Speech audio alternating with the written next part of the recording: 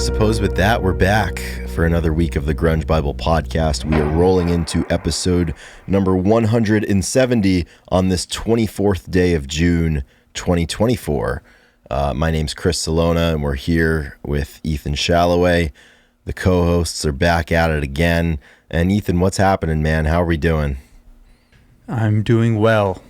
As I like to say I'm doing well. I remember if you say you're doing good, someone says you're not Superman, you don't do good.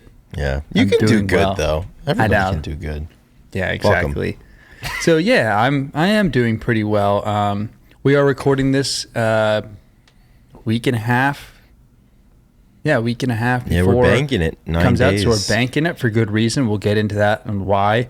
So at this moment in time, yes, if you would ask me, 5 days ago, maybe different scenario, but I'm feeling a lot better. The tides change so quick. I mean, it's like it happens so quickly. The borderline personality where you just kind of like, I'm good, I'm bad, I'm good, I'm bad. So like, there's just so much going on, and we're gonna get into it a little bit. And it's gonna be a good episode. This is one that is important to me, probably important to you. Absolutely. There's just a lot of stuff going on. So, and yeah, we'll get into that a little bit. Yeah, we will. We have to. But if you are listening and you're one of our followers and supporters, thank you so much for taking the time to listen again. It does mean a lot.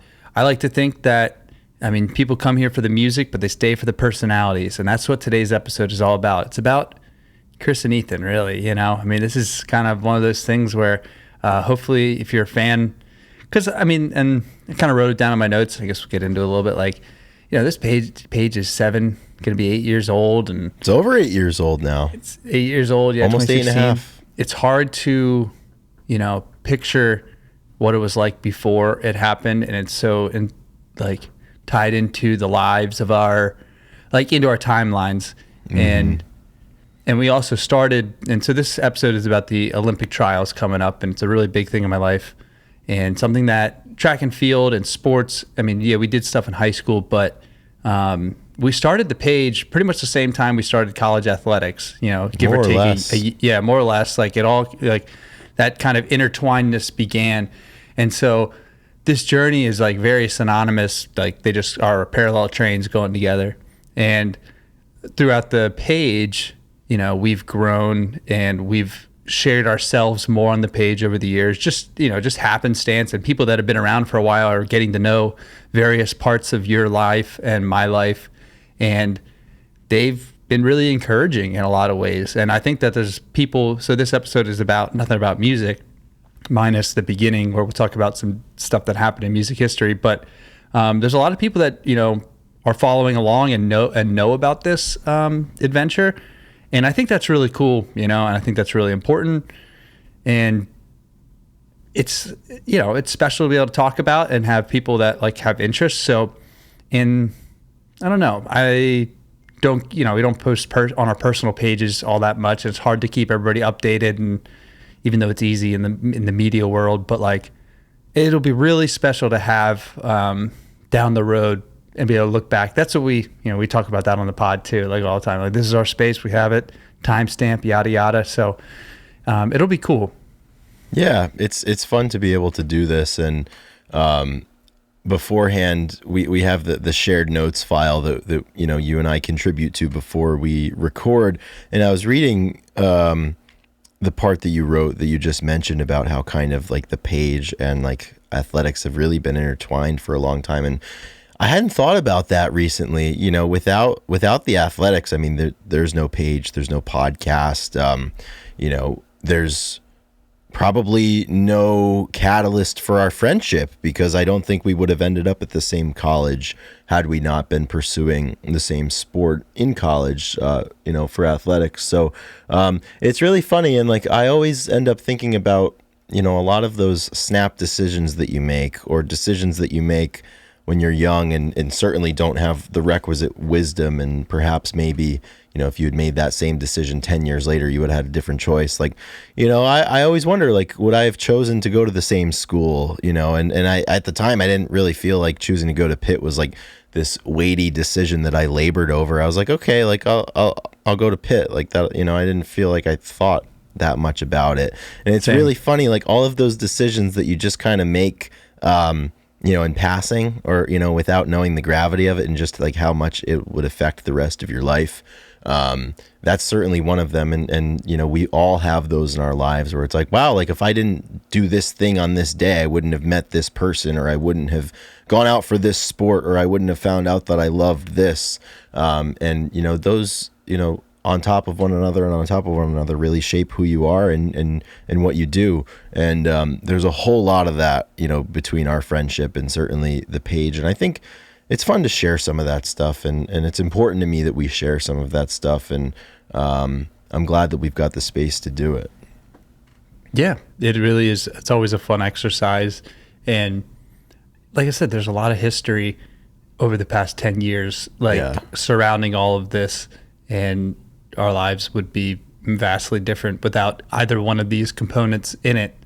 And it's good to reflect. I was listening to I think it was a Huberman Lab. I was talking to another research scientist about the self and various like ego or the id and all of that stuff, but a lot about the self and how, taking time to reflect and think without certain, just disconnecting, obviously, like meditating, a few different things, but really just taking time to think and be reflective is like so important about all the things. And that's what we're going to do for the next hour. We're going to talk about it. We're going to, phones are on do not disturb or whatever. Maybe they're not, but like, it's just, but it's just like one of those things where it'll be cathartic in a lot of ways. And I hope we have something good at the end of it, which we will.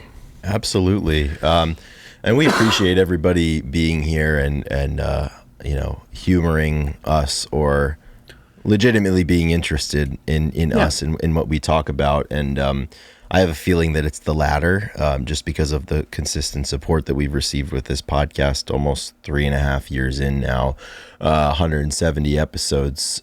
So we just want to thank everybody that has given their time or their money or their support or their, words of affirmation, or, their suggestions to their people in their circles. And it's made this thing a fun space to be in. So, to all of our Patreon supporters, to everybody who's bought merch, to everybody who's reviewed the show, shared it with a friend, posted on the story, given us constructive criticism, helped us an hour before we're recording and we're having a crisis because we don't have an episode topic. All of you make this show what it is, and we're really just kind of the final step of that process. So thank you to everybody doing that. And if you want to join that, it's very easy to support us in any way. We've got the Patreon linked in the show notes. We've got the merch site linked in the show notes.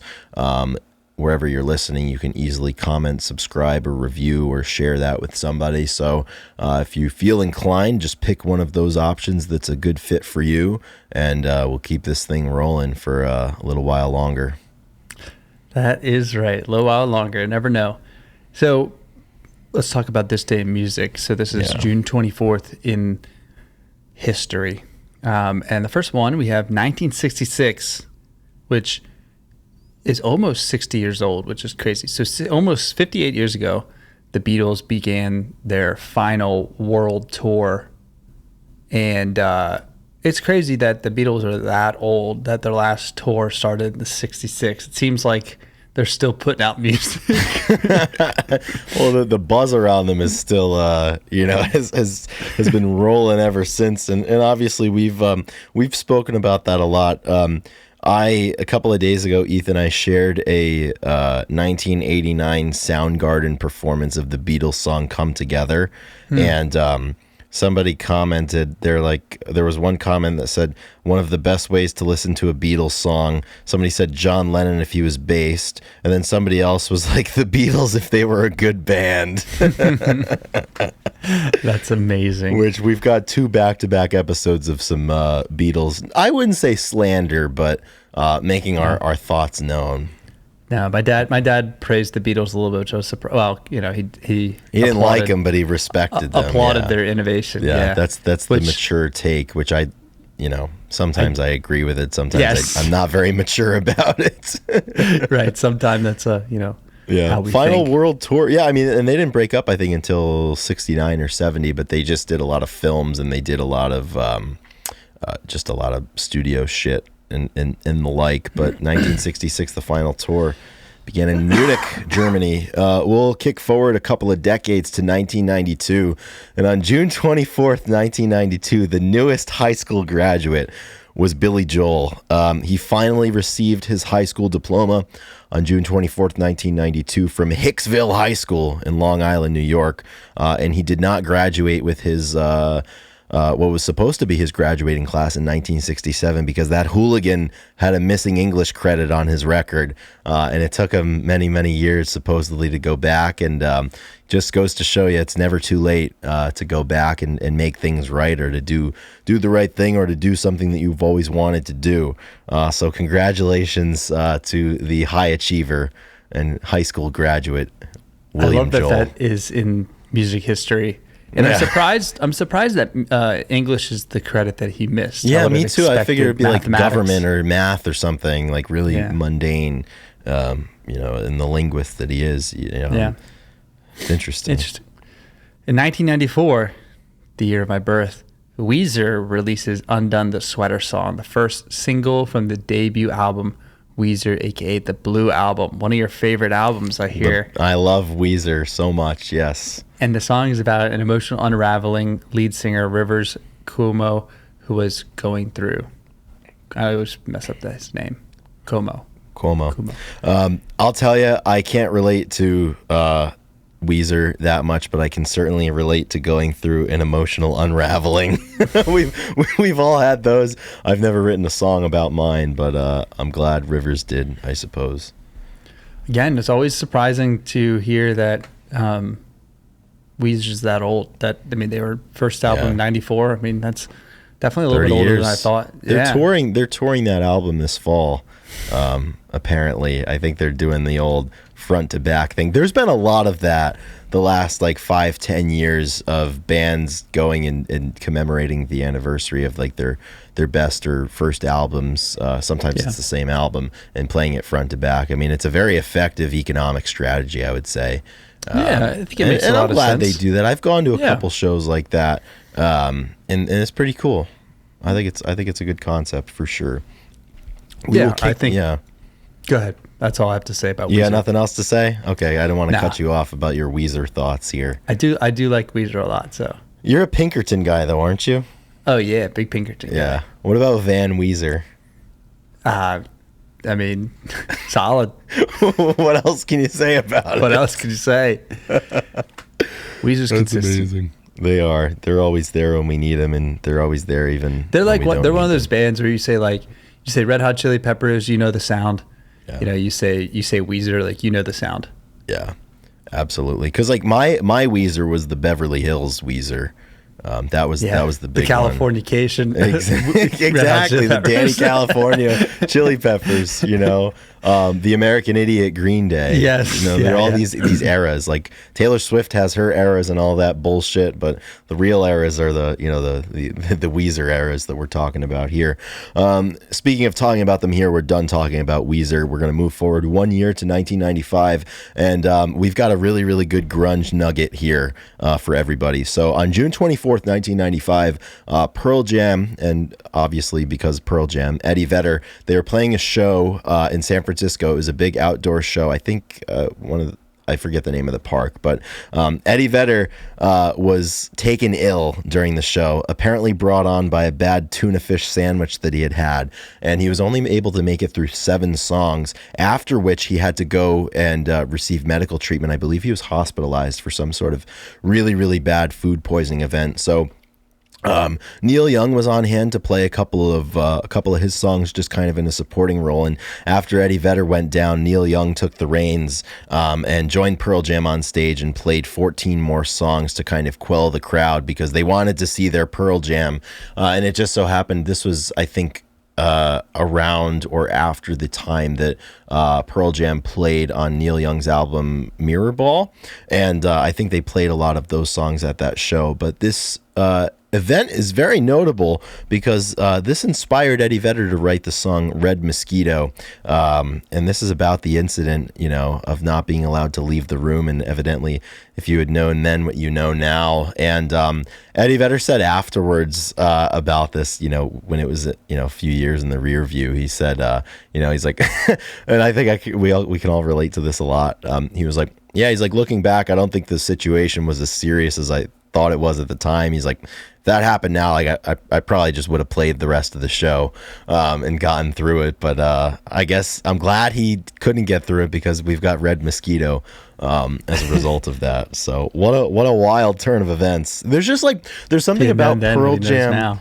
Yeah, there's something about Pearl Jam, like pre-no code, that just like everything about them had so much intensity to them. It's like, I'm sick. It's like not just that I'm sick, it's that I'm getting sick during this big show, and like I have to be hospitalized, and Neil Young's gonna take over for me, and the crowd was gonna riot if there was no music, and I had to be hospitalized, and now I gotta write a song about it, and it's this big thing.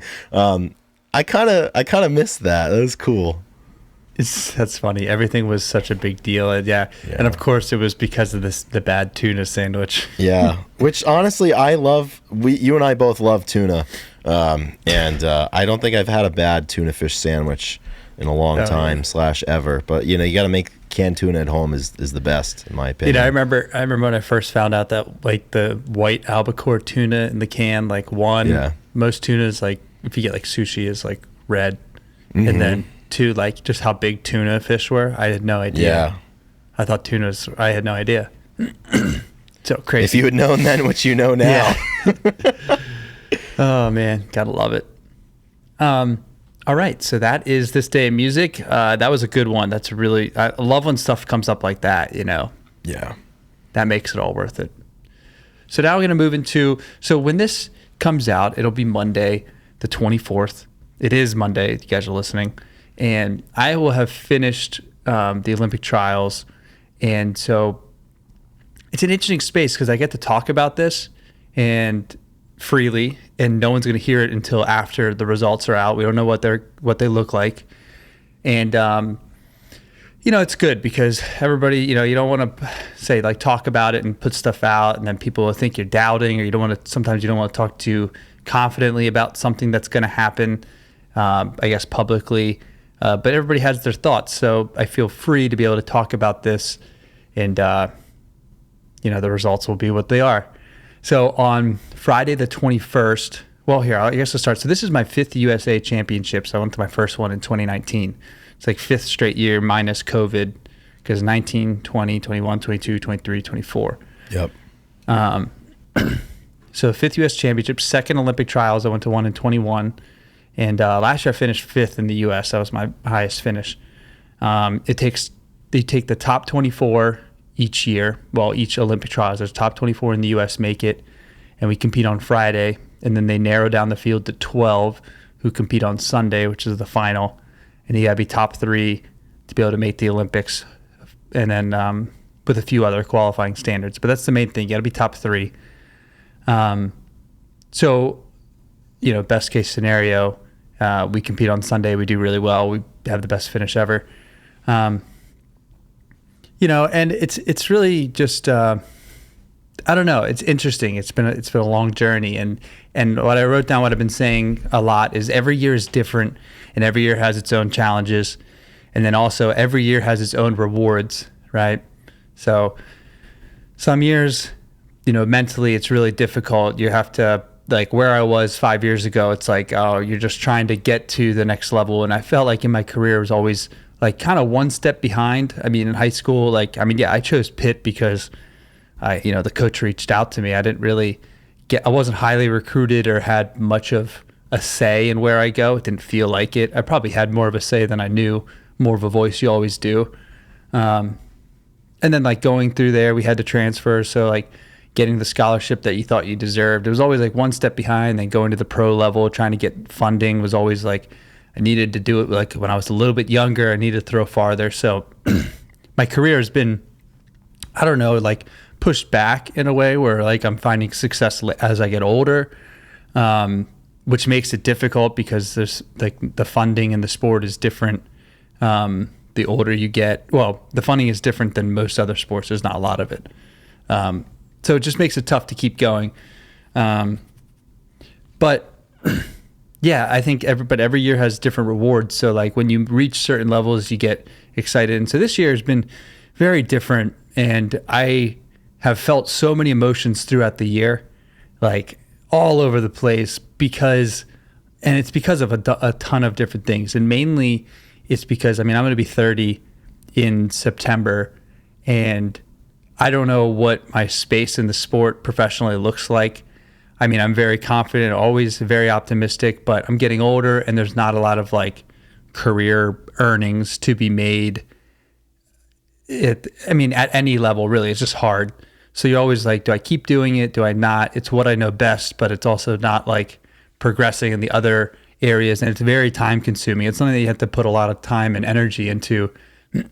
So, and then I also, my shoulder, as you get older, the body's been just taking its toll over the years. And I had a little surgery in November, which we've talked about, I think. And this year just kind of pushed back all the training. So going into the year, I was really optimistic about being ready at this time of year, but I didn't realize, because I've never had a surgery, or I've never had like such a, say, like a limiting injury. Usually you have injuries that you can kind of train around and do other stuff, but I really had to shut it down, and I didn't have all of the winter to kind of work on it. So I was behind the 8 ball, but I was obviously really optimistic that I would be fine. But then as the season goes along, I realized that, wait a minute, I have a little bit more to do than I thought. You know what I mean? So the year has been a slow grind and been really difficult at times. And then I still have to, like, you still have to maintain this confidence. Otherwise, there's no point in doing it. Because if you're not confident, then, it's going to be really difficult.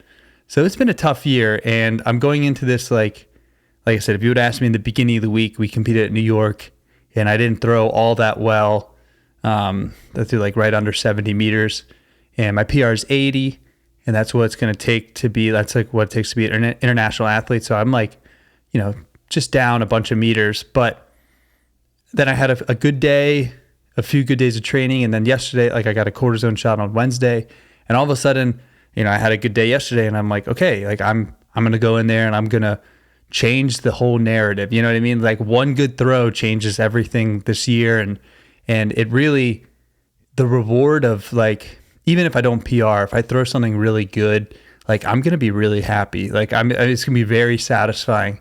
And I think that that's what sport is so interesting, is although it may not be the same result as I want, or the same result that would have made me happy before, because of the circumstances, there's still so much to be happy about and so much to be like excited for. So I'm keeping that hope alive and that dream alive, that like anything can happen. I got a few more competitions, and like it could really end on a high note and set me up, and that would change the way I look at moving forward.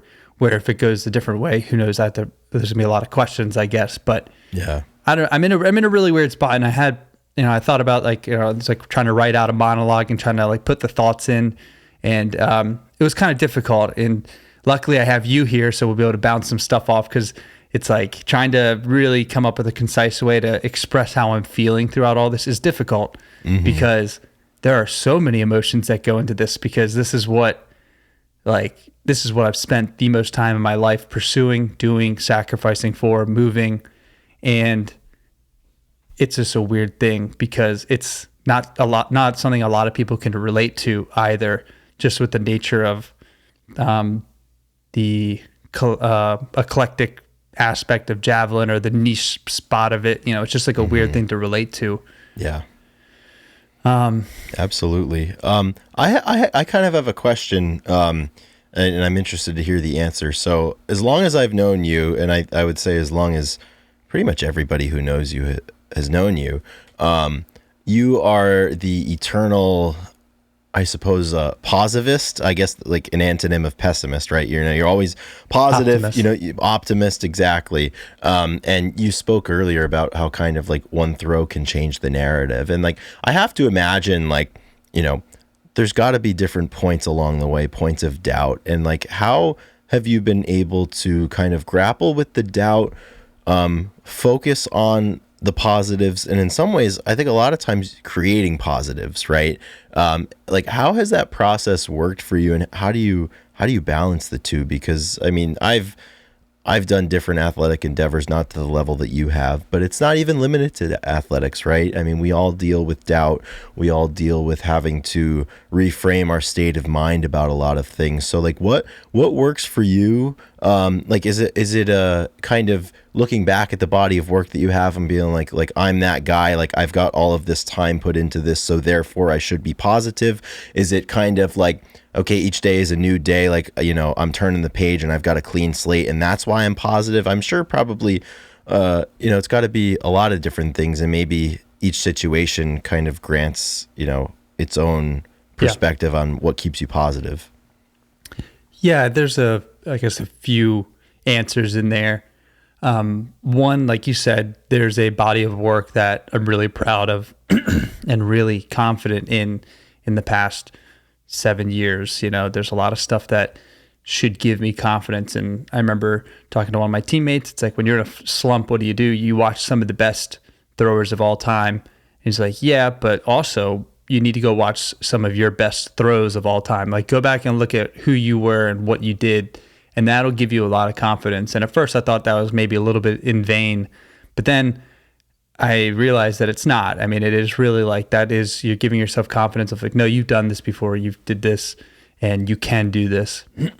Another thing to beat the doubt is like, I've been doing this a long time. So it became it used to be like, I need to do well right now. But then it kind of shifted towards like, no, this is a long-term thing. This is going to take long-term, and it doesn't work out all the time. That's just not how everything is. And once you change your mindset of like, okay, this may not go well, but there's more opportunities. There's always, there's always next year type of thing. That does add, that helps kind of keep you in the moment, I think, a little bit better, because you don't put all this, like, a ton of pressure on yourself to, make it like overreach. So knowing that, like, even if I do really bad this year, I have choices that I can make changes and come back next year if I feel like I need to.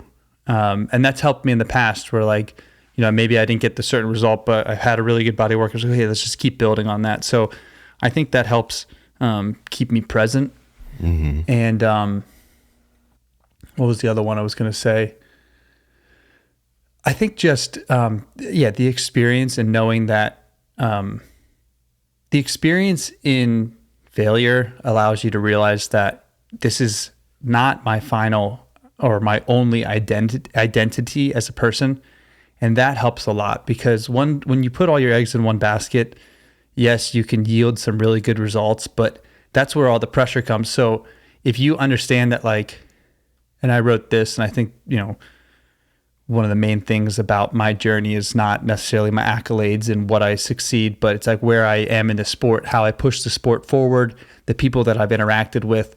A lot of the stuff we talk about on the page of what is, not the monetary gains, but how we have impacted the community. So knowing that, and the word content always comes up, and it's like a double-edged sword, because people are like, you don't want to be content, but like, knowing where my career has taken me, my last 2 years were really successful, and there's a lot of high level throws or accomplishments, and like I can really hang my hat on that, and like I you always want more, but knowing that I have tons of other things in my life that make me who I am, just allows you to have an easier time going about the times of trouble in your certain compartments in life. Totally. And so sport's a big one, where it's like, okay, like, yeah, I know who I've been in this sport. I know who I am in the rest of my life. So like, I'm going to go out there, put all that together, and like give my best foot forward. And for some reason it doesn't work out, well, that's fine. We can make changes. We still have options. It's not like, and I think another reason that it's possible too is probably because it's not like life or death with my financial situation. Right. I'm not, it's not like, oh, if you don't do well, like you're not going to be able to provide for your family. Like I don't have a family. It's much different stakes. So I'm not, it's a little bit easier to, not be consumed by the sport in that aspect because it's it is my career, but it's not like it's not how I'm making a living, Right. which stinks, but it makes it, there's a different weight to it where like, I'm not going to get fired, Yeah, exactly. like I'm not going to get fired. Like if I want to keep doing this, like it's up to me. Mm-hmm. So that's nice. So I think that's like all those things have helped a lot in just being like, and just knowing that like no one cares about this more than I do. Right. No one really cares about it except when I talk to them about it, type of thing. You know what I mean? Like I'm the one who is, looking in the mirror and deciding like when you go to bed, like when everybody goes to bed at night, like you're the one who's thinking about this, and Right. you're the one who has ownership over the journey and over the process too. And that degree of control over what you can control is, I think a lot of times it could be the most comforting and empowering thing that you have when you're trying to achieve something like this, because it's like I'm in charge of, the way I prepare myself and the position that I put myself in. Yeah. The only one who can tell me if it was a good job is me, really. Right. Like everybody will say that. I'm like, yeah, but you don't like, you either don't know or you don't know like the journey and like what it took to get here. And like, I've already succeeded in a lot of the things that maybe I didn't think was possible. So Right. yeah, I think that that helps a lot. Mm-hmm. Absolutely. So I think that's a big part of this coming week. I think For sure. I'm going to be pulling on all my experiences. I'm going to be pulling on all my, beliefs and love for the event. It's going to be very emotional, spiritual, as my coach would say. Like I'm going to put everything into it because like this is an identity for me. Right. Yeah, it's not the identity, but it is a very important one.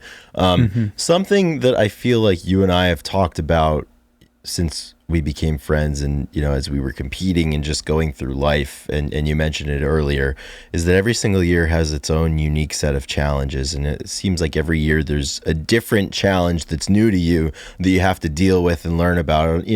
I remember it would be, do you have eligibility to compete in college? Like finding the right school. And then it was a question of coaching and infrastructure. And then perhaps a question of inexperience and technique and competitive mindset in the meets. It's always a financial question. Can I get to the meets that I need to get to? But this year was definitely different in the sense that perhaps this is the first time that you've encountered a period of time where you're not able to have your body do what you need it to do at the times you need to do it because of your injury. And as you mentioned, this is the first time that you've ever had to go under the knife for a surgery related to your sport.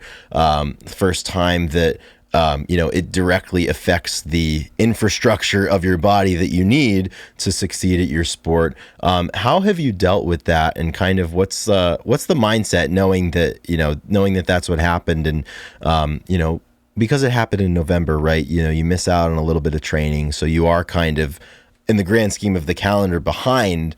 And just how have you kind of dealt with that, being the new challenge of this year? Because I feel like that's been the theme of this year. It's like, all right, like, I'm on the mend now, and, I need to get to where I need to get. Yeah, it's definitely been the biggest challenge. And it was something that I definitely needed at the end of the year. Even though I had success the last 2 years, like I could just tell that it was to a point where we need to do something, and I was ready for it to be, my shoulder to be in a better spot, to be fixed. So yeah, the toughest thing, like I think my shoulder's in a really good spot, but you just miss so much training throughout the year. And when you're dealing with like people come back for other sports, and this is how I explain it all the time. Like if you're weightlifting and you have a really good like max squat or max bench, Like, you need to be trained, and it is, I mean, it's a number, you know what I mean? And it's the best number you've ever done. It's not like I'm going to play you in checkers and like you made a mental mistake and all of a sudden your queen is wide open and I'm able to, your king, you know, I take your queen, all of a sudden you lose one of your biggest players. You know what I mean? It's not one of those things where you can just be better. Some people make mistakes and you can be better than them and win, like a basketball game, or they foul out or they make a bad decision. I mean, it's like a physical performance thing. So, when your body is behind in that, like, you can't really, there's not a lot of workarounds for that. And so that was kind of the difficult thing. And how I've been framing it too is, say I'm throwing, like, you know, I haven't been throwing all that far in practice because I started a little bit later, and just the intensity, like, you can never quite get up. You're always monitoring it because, again, practice doesn't matter. So, and I don't feel, you know, I'm still working back. So I haven't throw far in practice. But then I'm throwing farther in meets. So what that tells me is, mentally, I am preparing and putting myself in a position where I'm performing well, but my body physically is not keeping up the way that I'm used to it. And it's not allowing me to do things, because it's not like sometimes people, they train better and they, you know, squat, they have a higher practice, you know, max in the squat or something. Then you get to a competition and things aren't really working, and you perform a little under, and you were ready, but you didn't quite perform well. And you see that in the sport too, where people are like in really good shape, but they can't put it together and meet. And mine's kind of the opposite. Like, I'm not doing a ton of great, like, at practices, it's like, where am I going to find this? But then meets, like, I've been performing much better than that. So I'm like, okay, mentally, I'm still in this. I'm still like locked in and doing what I need to do. I'm just missing something physically and just a little bit behind. So, so you said, like, yeah, going through the challenges, I think I've kept, I've kept hold of all the training before, and I was like, okay, if I can just get my shoulder in a really good spot, then I can kind of bank on all of the experience and to do well. Absolutely. And it's definitely posed to be a harder challenge than I thought. I kind of thought that I would be able to, like, my body would just kind of keep up, but it's tough because there's also a lot of things that go into it that you never can quite tell which is the reason. Like, you never know if it really is the tuna fish sandwich that made you sick. Exactly. Like, that's how the story goes. But it's like, is it this drill that's got my shoulder hurting today, or is it just because I'm not doing something with my right side well, or, you know, it's very difficult to kind of to pin it down sometimes. And something that I think, unless you've done an individual physical sport, I don't think you can really appreciate the fact of just how much variance there is in performance, right? It's like, just because you threw the javelin 80 meters and you're an 80-meter javelin thrower does not mean that you always have an 80-meter throw waiting in the well. Same way that, like, I squatted 600 pounds once. I couldn't do 500 pounds right now, you know, and I'm training all the time. It's just not, you know, it's not something that you can do all the time. And like, there's such a big process to it. And I feel like anytime you're kind of building up to get into peak form, right? You reach a point where you're like 10 or 12 weeks out from, you know, the big day, and you're like, wow, like, you know, I'm dealing with some stuff, but like, I've got 10 or 12 weeks, it's fine. And you close your eyes and you wake up the next morning and you're 3 weeks out, you know, and then you get off the plane and you're like, wow, I'm 10 days away. And it happens fast. But something else that you mentioned too, that I can relate to from my track and field days was, you know, the fact that you really haven't necessarily thrown far in practice, but, to a lesser extent, you know, I was able to, because I never threw far in practice. And I remember the first couple times I competed in my freshman year, I was like, oh shit, like, I mustn't be ready. Like, I don't know what's going on. And then you go to the meet and you have a positive result. And that's kind of, in a weird way, the fact that you're not throwing far in practice, that's something that you can weaponize and use in your favor, where it's like, all right, like, I know, when I show up at the meet, like, you know, there's X amount more waiting for me because it's the meet environment, and because this is what I'm dedicating my focus to. Yeah, it is of course, a double-edged sword, right, with all that, because if you throw far, if you're doing well in practice, there's natural confidence that you just can't, like, you know, it's foolproof. Make up. Yeah, it really is. Like, all right, I've done this before. I did this 5 days ago. Whereas, you know, now, you know, you're kind of banking on it, but, you know, there's there's history tells you that, yes, you perform better in meets, so you can count on it. And I talk about that a lot too. I mean, everybody says you got to fake it till you make it, which I believe it. You know, you have to have confidence even when you don't have confidence. But if you really want to be confident, like, you know, you put in the work and you put in the time, and when you're really confident, that's when you're most relaxed. And when you're most relaxed, that's when you perform the best in like anything. Same with like when you're playing drums or playing guitar. Like if you played the song 1,000 times and you have like a 90% like hit rate of like nailing it, then yeah, you're going to go out there and be able to do, you're not going to think about it, and you're going to be relaxed. And that's when you get the best grooves. So it's definitely, it's really been a challenge, I think, going, and like you said, mentally there's a lot of stuff looming about like the next couple of years, and that's been difficult. Yeah. And, the finite aspect of athletics and all this stuff. And yeah, it's a lot. And like I've been saying, like I've been told a few people, it's like, it's the only thing that I've been able to think about since like my first competition this year. Like when I was training, like, okay, it was like, you know, plenty of time. But as soon as like we had that first result, it was just like immediately like, okay, like this is where I'm at. And like, it's been impossible. And like the closer and closer, like, I mean, I can't think about anything else and like how I'm doing it. And like, and as I've said before, it's a performance event. So, you know, when you're running, it's like, are my legs, like, am I not as strong because I didn't work as hard, or because they're tired because I did this? And then you have to like, do I work harder to strengthen them, or do I rest more? And that's always such a hard call to make. The hardest call. It's like, am I not recovering, or am I not training hard enough? Mm-hmm. Then you do a little bit of both. So, and you can say that about so many different aspects. I mean, there's, you know, sleep, ice baths, you know, eating, recovery. Like how, like if I had one question to ask God, it would be like, where did I get my best recovery? Like, or like how much did nutrition actually have to play? And, you know, I mean, like, I want to know, like, if I can get what percentages. Moved the needle the most for me? Was it staying in the gym extra on Friday and getting more med ball throws in? Or was it calling it early on Friday and getting some recovery in? And the worst part about that is, like, I'm sure you can recount countless times where both have worked for you in the past. Oh, yeah. Or, it's you did so hard to tell. You like, did the peaking thing actually work, or was I just lucky? Because sometimes it's like it feels like a crapshoot, and that's like the most difficult part about the sport. Yeah. So I'm in a position right now where, you know, I'm going in, and I knew going into the year that I wouldn't have the number of meets kind of needed, and like just the quality in the early season. It was gonna be really hard to set myself up where like all I needed to do was be top 3 to make the Olympics. Like I need to throw really far and like win. There's still a chance. There's always a chance. I would never say there's not.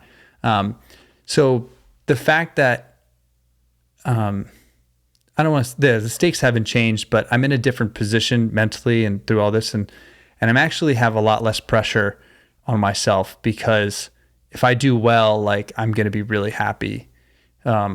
Versus if you're going in number 1, if you don't win, you know, you're upset and you're in a different, so I'm going in as like a, you know, the dark horse, you know, the underdog, the spoiler. I'm playing spoiler in a lot of ways. And I have, I feel, I mean, not that I've always been the underdog, but you know, the last 2 years there's been a lot more like, oh no, you're like right in the mix. So I kind of like that I'm manifesting this persona again, and I feel like it's going to really help me. I'm going to go in there, and then I got nothing left to lose. I got nothing, you know, fool me once, but like I'm ready to go in there and you won't get not get fooled again. Exactly. So there's a mentality that I'm taking on right now that I really enjoy. I really like, and I you know, I'm really looking forward to. And my biggest goal of the year was to bring home a medal to Bartow, Pennsylvania, you know? Absolutely. And that's my only goal. And I know that it's possible, and right there. And that's the only thing that matters right now. Make or miss the Olympic team. That's one thing. But like, if I can bring home a medal from the time, then we're going to be in a really good spot. Yeah, absolutely. And then afterwards, so I just, you know, kind of talking holistically, I guess. Because there's a lot of things that people do in their lives, and they culminate in a big event, or they culminate in, say, stats and successes and whatnot. And there's a meet, the American Jav Fest that you've been to, that's going to be July 13th, and it's so important to me. And like, it's one of those things that it's a small sector of Pennsylvania that we have this going on, but like all my family's going to be there, and I've lived away, and everybody's gonna be able to come out and watch. And there's something about the community, and I kind of talked about this a little bit earlier, and I think this ties into the Grunge Bible, where the impact in the community and the way that people get to be there, support, be involved, is the most important thing than where you're going to be on the charts, where you're going to be ranked, all this stuff. And I think it's important, like if you're out there doing stuff like, I love these events where you can like be with other people that love the sport and love whatever's going on, and have those like really special interactions. And so there's this, like I said, there's this meet in like 3 weeks that is just so important to me and like to the journey, where after that, because I was talking to my doctor the other day, and he's like, we may need to take this to the finish line, talking about my shoulder, like when it's all said and done, like we may need to reconstruct it, and then we'll go from there. But you want a really good shoulder, and I guess maybe we knew that in the beginning of the year, but I haven't really told anybody that, like, maybe I need more work done on it, right? And so like that one's, I'm looking to this last competition of the year as like, it's going to be so special in so many ways. And I don't know, somehow I wanted to connect that with, those types of moments are just as important as the ones that are under the microscope, and the ones that are, on the big stage, if you will, and like the big concerts, like the small concerts and the small interactions that you have in life in the community with the people that are actually watching. Like, I'm not trying to impress the followers on Instagram. I'm trying to impress my family and the friends that are following, you know what I mean? As long as, those people are much higher on the hierarchy, that if they say good job, Ethan, then I'm very happy. Absolutely. Yeah. It's one of those things that the most enduring feelings is, the way that a community that cares about you makes you feel, and what you can contribute to a community that you care about. And it's that kind of exchange that happens at a forum like that and at an event like that that's really special. Because at the end of the day, like, those are the people that are with you, to apply it to your situation. Those are the people that are with you in October, when you're ramping up your training, and the people that are asking about, about what's going to be happening in January, not just the people that are there, in Eugene, Oregon at the Olympic trials, for example, so like those are your people, and, those are the type of people, and those are the relationships that you carry in your heart when you go into something big like the Olympic trials. That's who's inspiring for you, and that's who's support you can call on for strength. Yeah. One of the other notes, I guess, can be also a question for you is, so like, when we first started this endeavor, both track and like college athletics, and, you start your first job, it's like I put, eyes wide and hearts full, and got eyes wide and bushy tailed. And like, as time goes on, you have this like erosion on, most of the times there's an erosion on like the drive a little bit, and then you find ways to bring it back. And there's always kind of like the ebb and flow of how motivated. Nothing compares to when you go to a new place, new start, new job, all that stuff. How do you find the ability to kind of push through the tough times and like kind of like the test of time? Because that's there's plenty of things that pop up, but really like the fact that we're just like, you get so far into it, and you're like, and the simple question of how long am I doing this for? I feel like people in like there are people that have jobs where like they're good at their job, but for some reason, like it's just been so long, we're just like, all of a sudden you start asking yourself, like, how long am I going to do this? Mm-hmm. And why? Yeah. I think there's a couple things that I think of immediately with that question. Number one, I'm not sure if you'd remember it or not, but way back in the day, the classic era of Twitter, your Twitter bio was "Enjoy your life, and if you're not, it's time for a change." And that's something that I think about a lot because I mean we see it with our peers and perhaps family members, loved ones, or acquaintances, whatever, all the time. You know, where people kind of settle in, and it's not a negative to settle in, right? But to kind of play it safe at the detriment of things that you want to do or experiences that you want to have. And that's something that I try to be cognizant of, and try to make sure that I'm not playing it safe for the sake of playing it safe. And, you know, if I have the ability to, you know, to do something that I want to do or have an experience I want to have, like I'm going to do it. And you know, I think it's something that people are in the practice of. But I remember one time I was actually having a conversation on Instagram with Keith White, who's a big supporter of ours, and he messaged us. I forget what we were chatting about, but he's like, you know, he's like, one rule that I have is like you always have to have 3 things to look forward to at any given time. And I think that's something to you know, to carry forward and to practice out. Yeah, it's very important, whether it's an event, whether it's seeing somebody, whether it's a trip that you've always wanted to do, or it could be something as simple as, you know, you want to try the new coffee shop in town. I think for me, you know, those first 2 things are important, but I think something that I try to be intentional about with that is like, you need to find joy in the little things. And as cliche as that sounds, it's a cliche for a reason.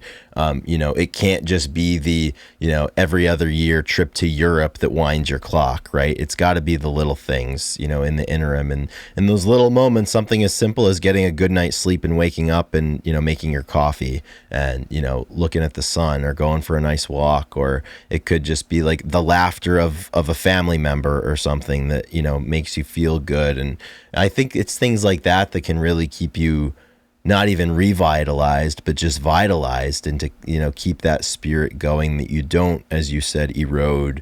And it just, because it's one of those things, you know, you have to have things to look forward to, right? But if you've got a couple of things to look forward to, you know, that's 3 or 4 days out of 365, right? And, you know, you're just spending the other 362 just waiting for those things. Like, there's a lot that can happen while you're waiting for something. So you might as well turn the days that you're waiting for something into days that you enjoy.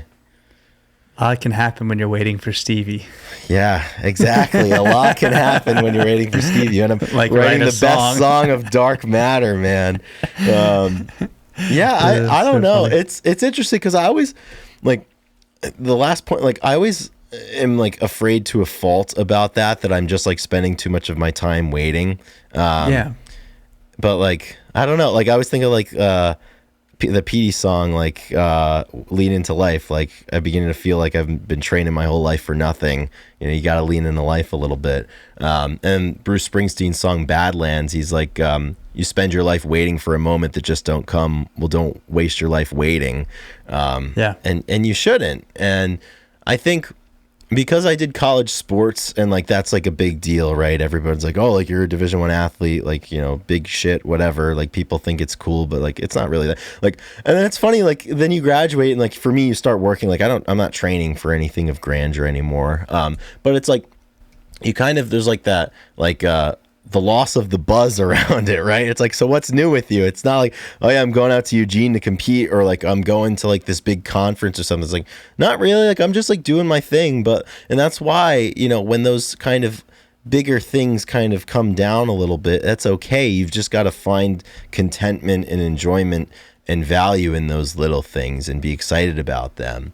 And that's something that I've tried to do. It's like, it's silly for like, I don't know, like it could be silly that like I get really excited to go and weightlift still, you know, like I'm going to compete in a meet next month, and like it doesn't matter in the grand scheme, but it matters to me, and it's fun, and it's something that I look forward to. And it's not to get super, super existential, but it's little things like that make you feel alive. You know, you throw your skin in the game for something. Everybody's got to have skin in some sort of game, I think. That's right.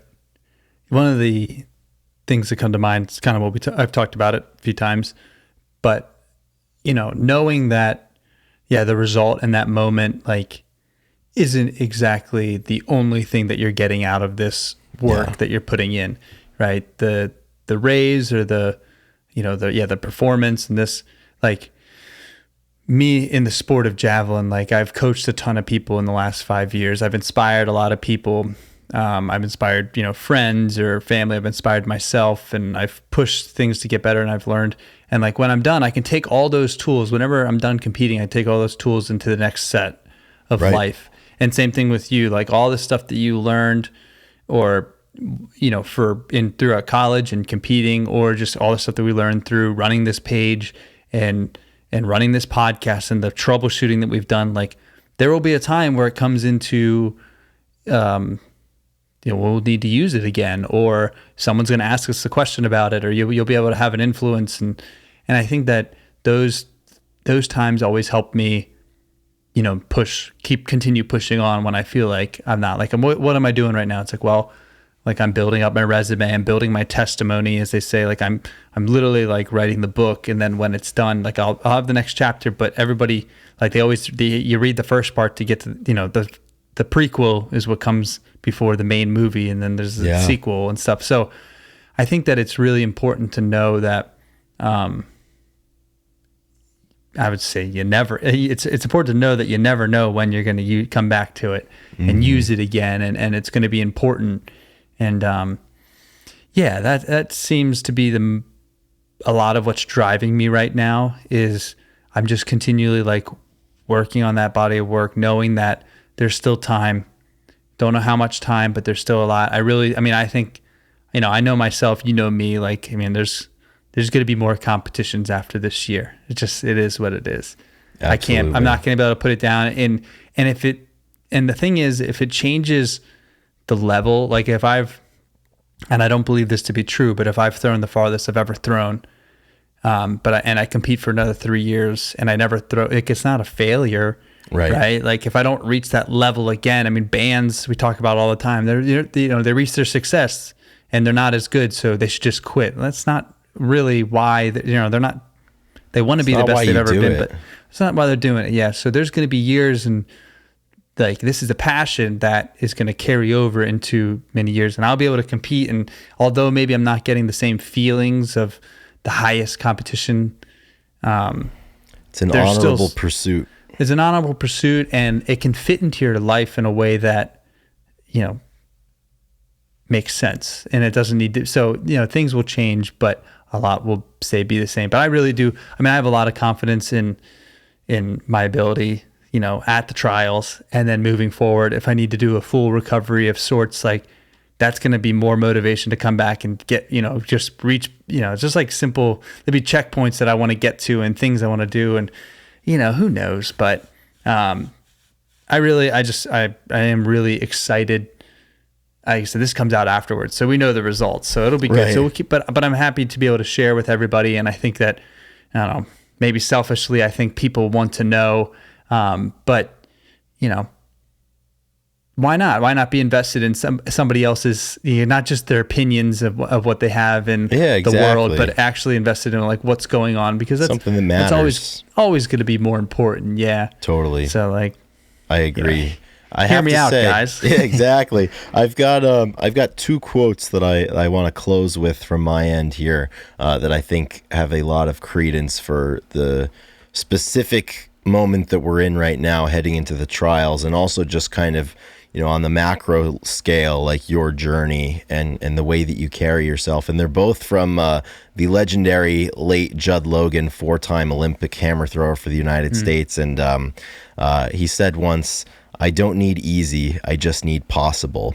And I think that's exactly kind of where we're at right now. And then the other one that he always used to say, "What I had, I gave. What you save is lost forever." Yeah. Yeah. Two great ones. I love that. I don't need easy, I need possible. The other day, I was listening to PTI. Incredible. I've been listening to the podcast. It's a perfect, it like, I listen a little sped up, and it's the perfect length for when I drive home. Right on. And they had PK Subban on, and they were asking about the Oilers being down 2-0, and they said, what kind of speech do you give in the locker room? And he says, "You go, boys. He says, it's time to put the kids and the wife to bed. We got to go out hunting. Like, we need to go out and we need to go hunting." He's like, And it's not about this year and what we've done this year. This is about what we've done our whole careers to get ready for this. Like, this isn't just 1 year of work. This is our whole lives. Like, we need to put it all out there. And that's how I feel. They lost the game, by the way, sadly, because the Panthers, the Cats, but like, that's how it is. It's like, this isn't just this single year of preparation where this is, I made a decision 4 years ago to be in this moment. I made a decision 7 years to have the checkpoints to get here. So I'm not going down without a fight. You know what I mean? Like, if there's possible and I can go in there and do it, and I believe it, then, we're going to go full on. And that's I can't all we wait. need. Absolutely. Like, I'm gaining speed, Absolutely. That's what it's all about, man. That is what it's all about. I'm glad that we took the time to chat about this today. I am hopeful that everybody enjoyed listening and could maybe kind of learn a little bit more about us, perhaps, or maybe get some nuggets here, that are caught, not taught, just through this conversation that we had. And I'm looking forward to, by the time this will come out, we'll know, but we're recording this a fair amount in advance. I can't wait to see kind of how it plays out, man. Yeah, we'll keep everybody updated, but yeah, thank you, Chris, for allowing space to talk about it, and everybody else for listening. Hopefully it wasn't too all over the place. There's definitely a lot, like, it has been traffic. Hard. It's really hard to corral my thoughts and put everything in, and some days it's easier than others, and it's been a challenge, but I feel like I put myself in a good position. I haven't been off the rails on the crazy train too much. Like, we're ready we're ready for it. So yeah, we are. So with that, that's it, dude. That's it.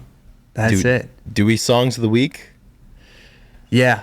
Let's do songs of the week. 2 songs that I think in the vein of, like, I'm about to go out there and compete. I need a song. This is songs of the week for me, Chris. I need you to give me a song. Obviously, we've talked about a few different ones, like Porch over the years. We've used that for track and field. You know what song that I listened to that really helped me, and it's going to be my song of the week, is Rose Tattoo by the Dropkick Murphys. No kidding. And we sang that at my little brother's bachelor party, and we put that on. And I get emotional. I put it on. I get emotional thinking about everybody singing together. And, like, it's just it's like that family bond of, the Irish rock and roll, I guess. And the pictures tell the stories, and, all of the lyrics, you can find meaning and stuff. And I don't know, man, did it for my family. So I'm holding on to Rose Tattoo. I think I'm going to get a tattoo of a rose on me as well, probably around my leg. I like that. Yeah. I've got a good one for you that goes back to the early days of our friendship and our shared passion for track and field. It was one time that spring, the one spring that we competed together, and we got a text from our coach in a group chat, and it was a link to Learning to Fly by Tom Petty, and he just wanted to let us know that he was proud of us and the effort that we were putting in that year. And that's going to be my song of the week for us. I love the bridge in this song. Well, some say life will beat you down, break your heart, steal your crown. So I started out for God knows where. I guess I'll know when I get there. I'm learning to fly around the clouds, but what goes up must come down. Mm-hmm. Oh, man, I love that song. The best. Man, sometimes if we could just read lyrics to songs, our podcast would be so much better. Yeah. Like, we could just do a reading. Seriously, awesome. A reading from the book of Petty. Glory to you, O Lord. Oh, man. Well, thank you very much, Chris. Yeah, thank you, man. everybody. And let's have a great day. Yeah, let's do it. Love you, man. Love you, too. See you guys. Rock and roll.